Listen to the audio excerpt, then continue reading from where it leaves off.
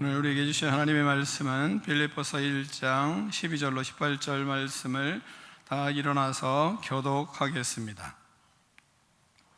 형제들아, 내가 당한 일이 도리어 복음 전파에 진전이 된 줄을 너희가 알기를 원하노라.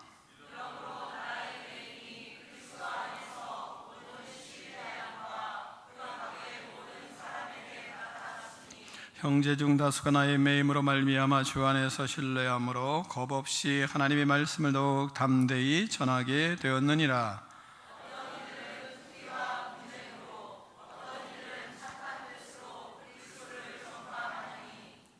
이들은 내가 복음을 변증하기 위하여 세우심을 받은 줄 알고 사랑으로 하나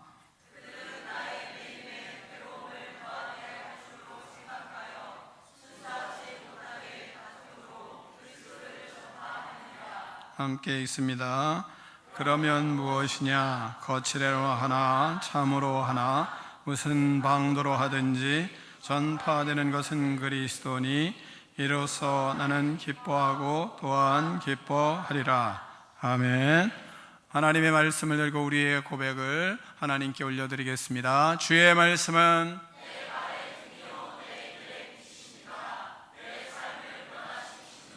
주께서 말씀하신 대로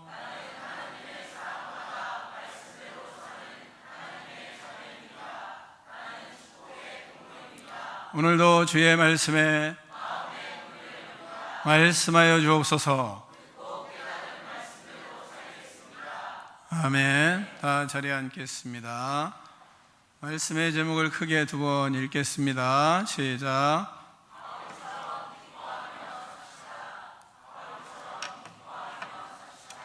아멘. 말씀을 듣고 바울처럼 기쁨의 삶을 살아가는 믿음의 인생들이 다 되기를 축원합니다. 사람은 누구나 기쁘고 즐겁게 살고 싶어 합니다. 저는 늘 웃음을 머금으며 살고 싶은 것이 제 마음속에 늘 있습니다. 좀 웃음을 머금으며 살았으면 좋겠는데, 그리고 이 바깥에 이렇게 다니다가도 늘 그 얼굴에 웃음이 배 있는 사람 있잖아요. 그런 사람이 있거든요. 친구들 중에 그런 사람이 한두 명 있어요. 그런 사람들 보면 참 부럽더라고요. 어떻게 그냥 일상적으로 다니는데도 얼굴에 이렇게 미소가, 웃음이 배어 있을까 하는 그런 생각을 하면서 상당히 부러워할 때가 많이 있습니다. 그래서 늘 웃음을 머금고 살고 싶다 하는 그런 마음이 항상 마음속에 있습니다. 부모가 되어 자식을 낳았을 때는 너무 기뻐서 그때 웃음이 자기도 모르게 배어 나오더라고요. 의도적인 게 아닌데 그저 그냥 기쁘고 어디 가도 실실 웃고 있고 그런 일들이 있었습니다. 그런데 기쁠 때만 있습니까? 그렇지가 않더라고요. 키우다 보니까 괴로울 때도 많았습니다. 그러나 결론은 기뻤습니다. 그렇게 성장을 하게 되었습니다. 할아버지가 되고 보니까 손주를 보는 것만큼은 또 다르더라고요. 그 기쁨은 할아버지, 할머니가 돼본 사람만 아는 것 같습니다. 손주를 보면 얼굴에 미소가 머금어집니다. 아들, 딸 낳았을 때하고 좀 달라요. 첫째 손주를 볼 때 기쁨이 다르고, 둘째 볼 때 또 다르고, 기쁨이 또 셋째, 넷째, 다섯째 볼 때 다르고, 여섯째 보니까 그 기쁨은 더 커지더라고요. 이 녀석은 웃음이 아주 비싼 편이에요. 시크한 표정을 보면 얼굴에 미소가 머금어져요. 저도 모르게. 근데 걔는 안 웃어요. 기쁨이 넘치는 삶은 은혜를 경험하면 경험할수록 커지는 것 같습니다. 그럼 어떻게 해야 이러한 우리의 삶의 기쁨을 잃어버리지 않고 살아갈 수 있을까? 늘 기뻐하면서 살아가는 그리스도인으로 인생을 어떻게 그렇게 살 수 있을까? 또한 바울은 어떻게 그런 엄청난 고난을 겪었음에도 불구하고 그 속에서도 항상 기뻐하고 살 수 있었을까?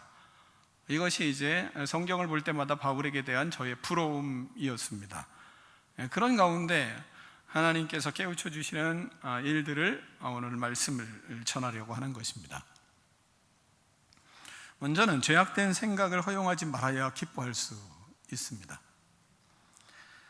자꾸 악한 생각이 파고들 때 악한 생각을 묵상하지 말아야, 그래야 기쁨을 빼앗기지 않습니다. 안 좋은 일을 당하거나 보았을 때 우리는 안 좋은 그런 사건을 묵상하고 악한 생각을 하기 시작합니다. 악한 생각은 내가 끌어들이는 것이거든요. 사람이 좀 나에게 서운하게 한 사람이 있었을 때, 그럴 때 그 사람은 왜 그랬을까? 무엇 때문에 그런 일을 그렇게 할까? 어떻게 그럴 수가 있어? 전에는 이러더니 왜 이번에는 이러는 거야? 그러면서 끝없이 생각을 하는 거예요. 부모가 어떤 사람이지? 또 배움이 어떻지? 또 어디 출신이지? 그래가지고 그냥 혈연, 학연, 지연 다 생각을 하면서 그 사람을 이제 묵상을 해요. 좋지 않은 케이스잖아요. 근데 많은 사람이 그렇더라고요. 이와 같은 여러 가지를, 안 좋은 일들을 보고 잘못된 원인을 묵상하고 그 묵상을 반복하고 스스로 질문하고 악의 생각에 꼬리에 꼬리를 계속 묻습니다. 또한 어떤 사람이 예를 들어서 바빠서 자기 앞을 스쳐 지나갔어요. 근데 그게 무시하는 것처럼 느껴질 수가 있잖아요. 그러면 그냥 바쁜가 보다 생각하고 지나가면 되는데, 또 그걸 이제 잡아 끄는 거죠. 그래서 또 이제 그 장면을 보고 생각하고 여러 가지 생각하다가 왜 정면으로 보지 않고 겼는지를 하는 거야. 이런 생각들을 또 하는 거예요. 그러다가 내가 뭘 잘못했나? 진짜 짜증나네. 애들이 표현하는 용어로 하면 기분 빡치게 더럽다, 이런 얘기를 하는 거예요. 개빡친다, 완전 개빡치네, 이렇게 이제 생각을 하는 것입니다. 멀리서 다른 사람과 이야기하는 것만, 그 사람이 멀리서 다른 사람과 이렇게 이야기하는 것만 봐도 기분이 빡치는 거예요. 또 웃고 이야기하면서 그 사람이 다른 사람과 웃고 이야기하고 그러면 그게 나를 비웃는 것처럼 이렇게 또 생각을 하는 것입니다.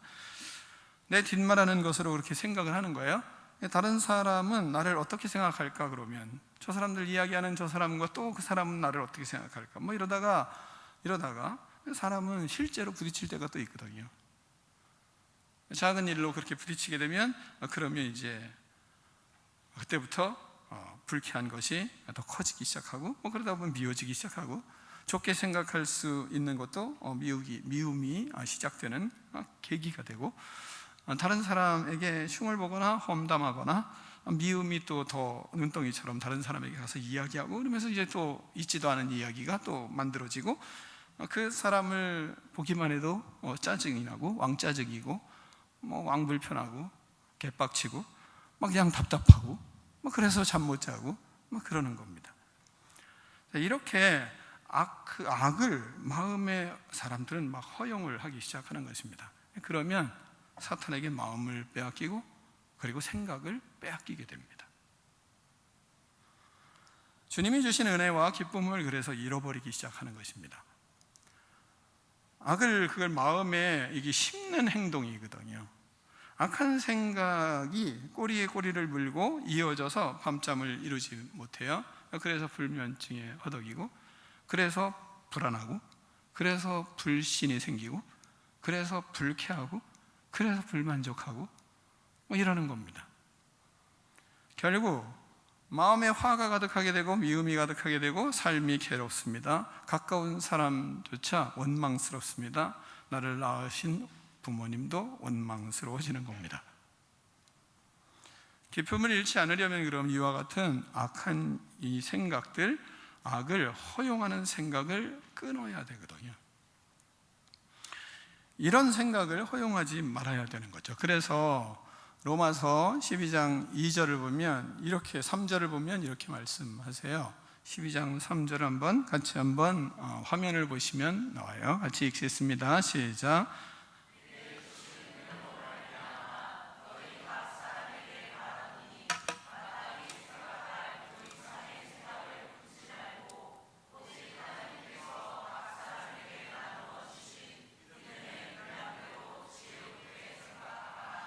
아멘. 계속 띄워주세요. 저는 이 말씀을 상당히 제 영성 생활에 어떤 면에서는 이 세상에서 살아가는 또 사람들과의 관계를 하고 살아가는데 아주 큰 지침서로 생각하고 있습니다. 그러니까 살겠더라고요. 그러니까 사람들과의 관계를 회복할 수가 있더라고요. 그러니까 마음이 성장할 수 있고 하나님과의 관계가 무르익어 가고 하기 때문에 그렇습니다. 악한 생각을 반복하면 생각이 이어가지 말아야, 그래야 기쁨을 빼앗기지 않습니다. 사람이 잘못된 일을 저지르면 사람들은 그것 봐, 내가 그럴 줄 알았어, 지난번에도 그랬잖아, 내가 하지 말라고 했잖아. 그리고 그때부터 막 이야기가 쏟아져 나옵니다. 근데 거기서 끊으셔야 되거든요. 그래서 목사님이 영성 생활의 원리 하나 둘 셋 끝 이상은 더 이상 악한 생각 하지 않는다. 그러니까 1, 2, 3단계에서 끊어야 돼요. 그러니까 1단계로 그것 봐, 내가 그랬잖아, 저럴 줄 알았어, 지난번에도 그랬거든, 내가 하지 말라 했잖아.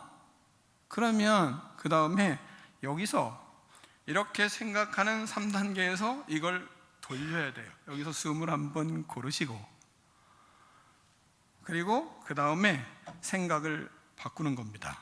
그렇지만 괜찮아, 다시 하면 되잖아, 너도 할 수 있어, 나는 너를 믿어, 살다 보면 그럴 수도 있거든, 넌 하나님의 자녀잖아.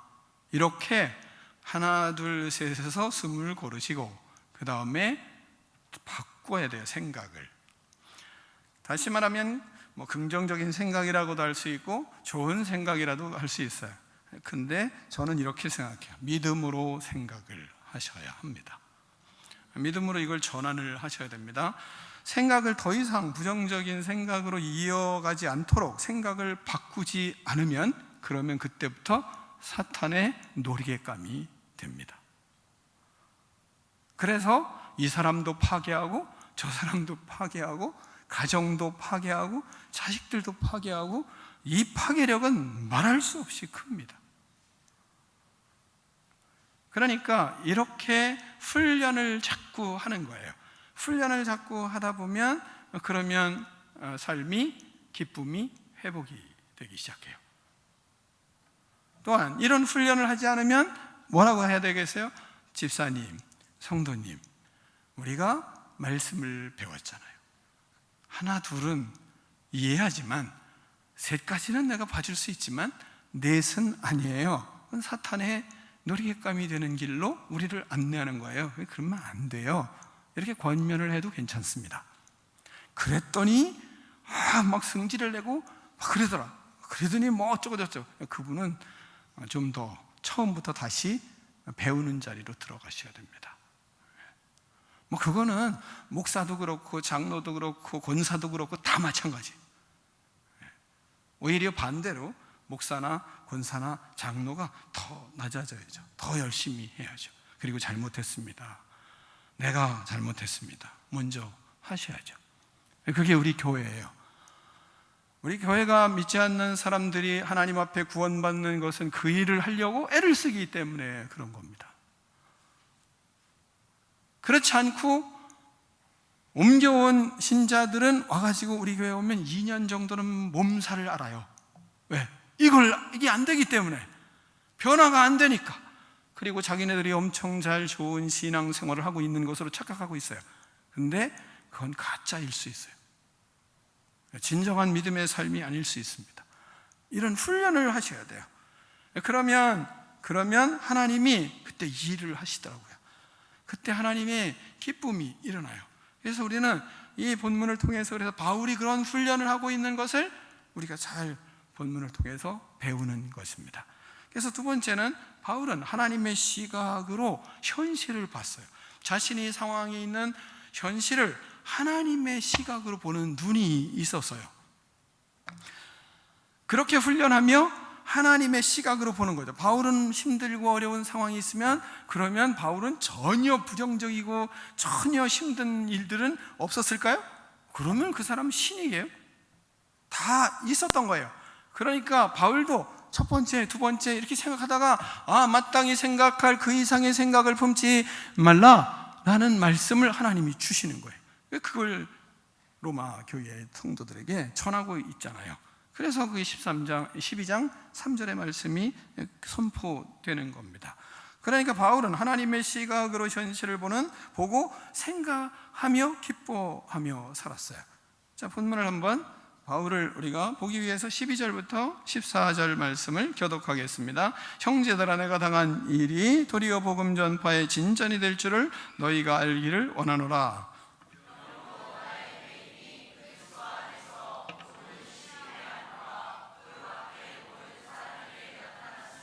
형제 중 다수가 나의 매임으로 말미암아 주 안에서 신뢰함으로 겁없이 하나님의 말씀을 더욱 담대히 전하게 되었느니라. 아멘. 자, 바울은 이거 로마 감옥에 갇혀 있을 때에 쓴 성경이에요. 빌립보서는 로마 감옥에 투옥이 됐습니다. 그 속에서 바울이 빌립보 성도들이 바울을 염려하고 있을 때 그들에게 염려하지 말 것을 이 빌립보서를 통해서 위로하고 위안을 주는 그런 말씀이에요.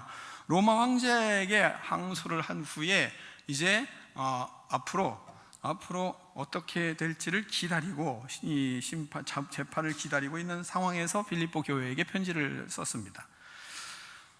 우리에게 이런 상황이 닥치면, 만약에 우리에게 이런 상황이 닥치면 우리의 마음은 어떠하며 우리의 생각은 어떤가 한번 잠시 이렇게 한번 생각해 보는 것은 좋은 것 같아요. 바울과 같은 상황이라고 할 때 우리는 대부분 이런 상황이 되면 불안하고, 그리고 부정적인 생각을 하고 어떻게 될까 앞으로의 생각 걱정하고 근심하고, 그리고 때로는 원망도 하고, 때로는 두려운 마음에 사로잡혀서 비관적인 생각 속에 낙심하는 성향이 우리에게 많이 있잖아요.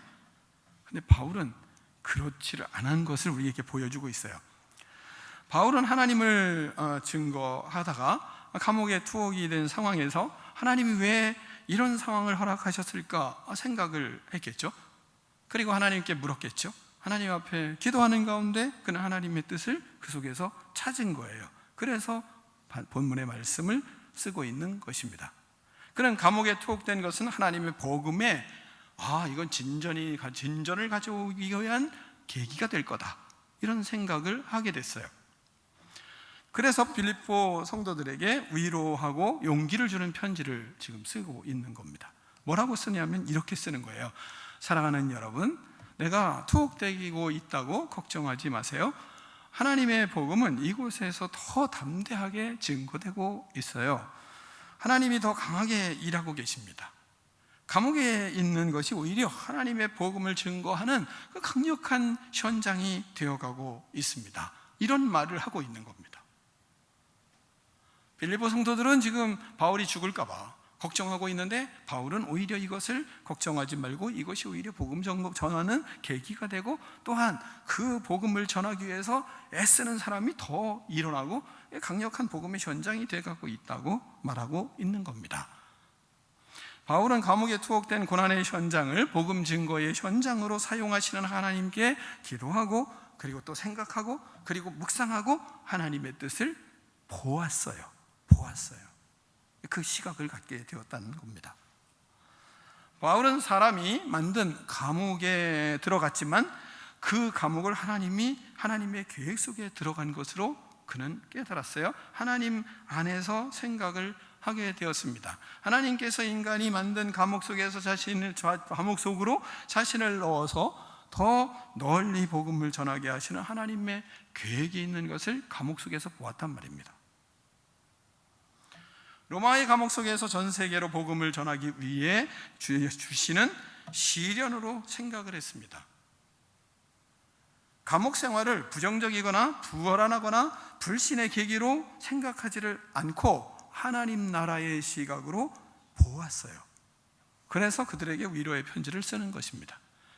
걱정하고 불안해하는 빌립보 성도들에게 위로하고 그들에게 용기를 주고, 오히려 나는 기뻐하고 또한 기뻐한다, 이렇게 말하고 있는 것입니다. 고난이 많은데 고난 속에서 오히려 기뻐하고, 기뻐하는 것은 그 속에 하나님의 시각으로 현실을 바라볼 줄 아는 눈을 가질 때까지 그는 묵상하고 생각하고 반추하고 그리고 하나님의 뜻을 깨달았다, 이겁니다. 우리도 그렇게 하면 되는 거죠. 그래서 우리는 바울처럼 기뻐하고 기뻐할 수 있는 거죠.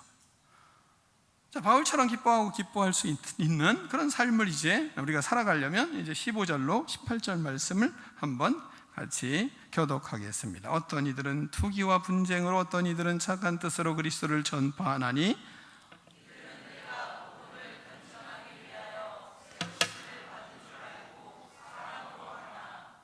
그들은 나의 매임에 괴로움을 더하게 할 줄로 생각하여 순수하지 못하게 다툼으로 그리스도를 전파하느니라.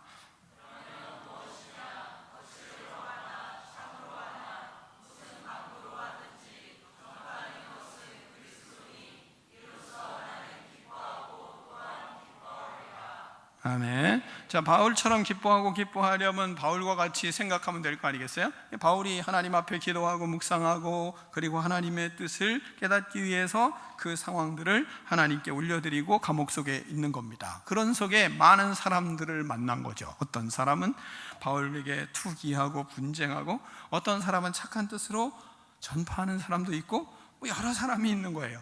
또 복음을 변증하기 위해서 사랑으로 하는 사람도 있고, 그리고 나의 매임을, 괴로움을 더하게 하기 위해서 이상한 복음을 전하는 순수하지 못한 사람들, 다툼을 일으키는 그런 사람들도 있고, 막 이런 겁니다. 그런 사람들을 만나는 거죠. 여러 사람을 만나요. 착한 사람, 적대적인 사람, 이상한 사람들을 다 만나는 거예요. 바울이 당하는 고난과 연약함 때문에 무시하는 사람들도 있고, 그리고 바울을 적대하면서 오히려 복음을 전하는 사람들도 있고, 왜? 그런 기회에 바울이 잡혔으니까 자신의 모든 상황을 확장시키기 위해서 막 또 바울이 복음 전하는데 복음 전하면서 거기에 또 다른 교회를 세우고 거기에 이때다 해서 자기의 세력을 확장하는 그런 사람들도 있는 것이고, 또한 바울을 괴롭게 하려고 순수하지 못하게 의도적으로 복음을 전하는 희한한 사람을 다 보는 거예요. 그걸 보면 얼마나 속이 뒤틀리겠어요. 그렇잖아요? 난 지금 감옥 속에 있는데 저 사람들 가가지고 뭐라고 할 수도 없고, 나는 묶여있는데, 나는 매여있는데, 아니 저런 말 같지도 않은 소리 하는 거 그거를 가서 뭐라고 말할 수도 없고, 난 매여있는데, 그럼 화가 나고 속이 터지고 막 그럴 거 아니겠어요? 근데 바울은 묵상하며 그렇지를 않았다는 거죠. 오히려 그런 속에서 그 사람들을 통해서 하나님이 복음을 증거하시고 있는 것을 보는 겁니다. 저렇게 함으로 하나님이 어떻게 복음을 전하실까? 또 이상한 복음을 전하는데 그걸 들으면서 또 다른 성도들이 더 믿음이 견고해지는 하나님의 사람들을 보는 거죠. 여러분 그렇잖아요? 우리가 하나님의 사람으로 막 신천지가 별짓을 다 하잖아요? 그러면 어때요? 그럴 때 우리는 교리를 제대로 정립하고 말씀을 제대로 정립하고 말씀을 좀 읽고 묵상하고 그리고 그 속에서 믿음에 견고하게 세우기 위해서 노력을 하는 사람들이 있는 거죠. 그 사람들은 오히려 이것으로 인해서 복음이 더 강해지는 거죠. 그런 사람들이 되셔야죠. 아니면 회개하시고 그런 사람들로 변화되셔야 돼요, 여러분이. 그렇지 않으면 나중에 신천지의 물결은 또 와요. 역사 속에서 옛날에 있었던 거예요. 교회사에서 이런 거 다 있었던 거예요. 또 오는 거예요. 또 오는 거예요. 왜 와요? 우리를 정신 차리게 하기 위한 하나님의 계획이에요. 말씀을 보고 말씀 안에서 바르게 서라고 하시는 하나님의 계획이거든요. 그러니까 그걸 보면서 정신을 차려야 되거든요. 믿음의 정립을 하려고 애를 써야 되거든요. 이러다 나도 어느샌가 모르게 뒤통수 칠 수 있다. 괜찮으실 것 같아요? 안 해도? 천만에요. 우리 사모님이 나름대로 똑똑한 사람인데 보이스피싱에 넘어갈 일 누가 알았어요? 그래서 전화번호가 다 바뀌었잖아요. 교묘하게 넘어가게 하거든요. 안 넘어가신다고요? 여러분 보이스피싱 수사하는 사람이 그 보이스피싱을 당한 거 아세요? 목사는 안 당해요? 신천지 속에 목사가 얼마나 많은데요. 신천지 속에 장로가 얼마나 많은데요. 신천지 속에 권사가 얼마나 많은데요. 왜요? 이런 상황이 됐을 때 준비하지 아니하고 노력하지 아니하고 말씀을 보지 아니하고 하나님 앞에 서지 않는 그것이 되지 않으면 우리도 언젠가 넘어갈지 모르거든요. 그래서 하나님은 순수하지 못한 방법으로 바울을 괴롭게 하기 위해서, 그리스도인들을 괴롭게 하기 위해서 이런 짓을 하는 사람들을 봐요. 근데 그 속에서 뭐예요? 하나님이 복음을 전하고 있는 것을 바울은 보는 거예요. 그걸 우리에게 깨우쳐주고 있는 겁니다. 이런 희한한 사람들을 보면서 바울은 뭐라 그래요? 어찌하든지 복음이 증거되는 것으로 인하여 기뻐하고 기뻐한다, 이 말하고 있는 것입니다. 18절에 그러잖아요. 그러면 무엇이냐? 거칠어로 하나 참으로 하나 무슨 방도로 하든지 전파되는 것은 그리스도니 이로써 나는 기뻐하고 기뻐하리라, 이렇게 말하고 있는 것입니다. 그걸 보니까요, 그러니까 바울이 더욱 견고해지고 또 믿음이 있는 성도들은 더 믿음이 견고해지니까 하나님이 저래서 이 일들을 이루시는구나 하는 것을 아는 것입니다. 바울은 투옥 중에서 그래서 기뻐했던 거예요. 자신에게 괴로움을 주기 위해 시작된 투기와 분쟁마저도 복음 전파의 계기로 사용하고 계시는 하나님을 보며 하나님이 이래서 그렇구나, 기쁨을 잃지 않는 것입니다. 자신을 괴롭게 하는 사람과 상황 속에서 그 현장 자체를 힘들지만 힘겹지만 그 일이 하나님의 복음의 진전을 가져오는 것을 보며 마음속에 기뻐하는 것입니다. 바울은 그리스도 안에서 그래서 생각했기에 기뻐하고 또 기뻐하리라 말씀하는 거죠. 생각하고 생각의 기준을 복음에다 두고 있는 겁니다. 어떤 일도 복음의 진전을 이뤘다면 얼마든지 그는 수용할 수 있고 심지어 기쁨으로 여겼어요. 결코 하나님 앞에서 기쁨을 그는 잃지를 않았던 것입니다. 우리도 전적으로 복음 안에서 생각하고 묵상할 때 기쁨이 넘치는 것을 바울을 통해서 우리는 그래서 꼭 배워야 되는 거죠. 이 본문에서 우리는 이런 때 있잖아요. 교인 중에 불편하게 하고 힘들게 하고 덕스럽지 않은 사람들이 잘 되는 것을 보면 힘드시지 않으세요?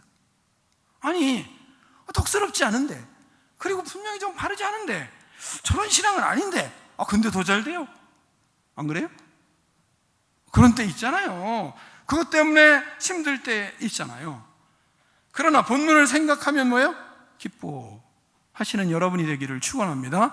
그런 속에 기뻐하셔야 된다니까요. 왜요? 그로 인해서 하나님이 전파된다니까요.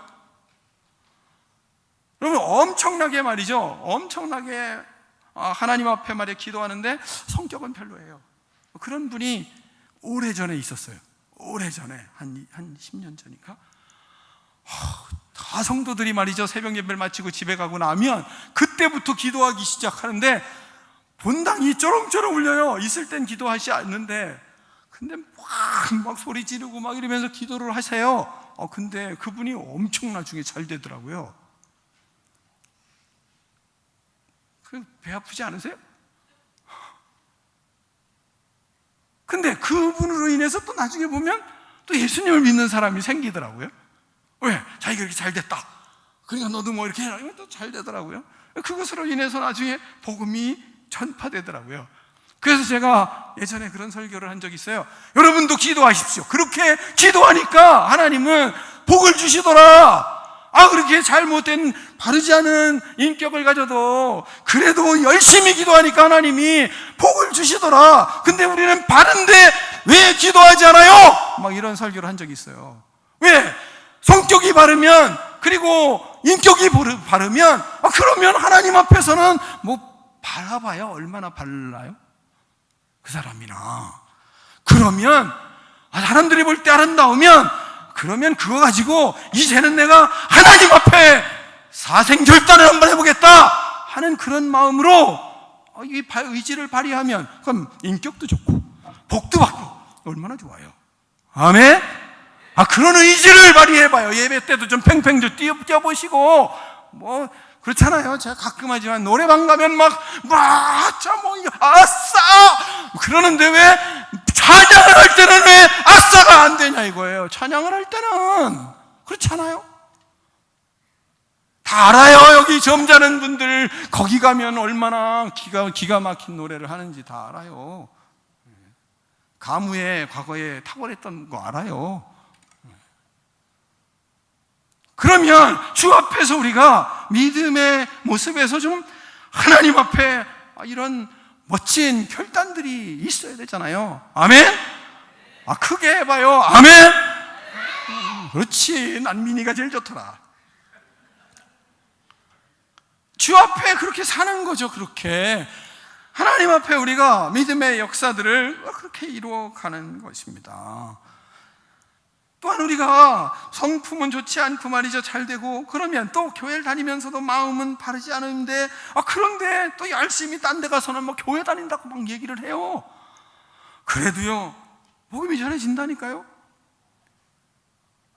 병원에 입원했을 때 사모님이 입원해서 아프니까 계속 석션하고 말이죠. 그러니까 시간이 어떤 때는 10분, 20분마다 석션을 계속하니까 그럼 서로 못 자는 거예요. 근데 거기에 있었던 어느 분이 교회를 다녔는데 아주 우리를 힘들게 좀 하셨어요. 아주 힘들게 좀 하셨는데 나중에 그러더라고요. 다른 사람 간호사가 오니까 사실은 내가 온누리교회 다니는데 아무튼 대전 온누리교회 다니는데 근데 내가 뭐 어떡 하면서 예수님을 얘기를 하고 있더라고요. 그래도 또 하나님 앞에서 하나님은 저런 사람을 통해서도 복음이 증거되는구나 뭐 이렇게 생각하고 아주 힘들게 극복을 했어요. 그런 일들이 있어. 근데도 하나님은 복음이 증거, 그런 사람을 통해서도 복음이 증거된단 말이죠.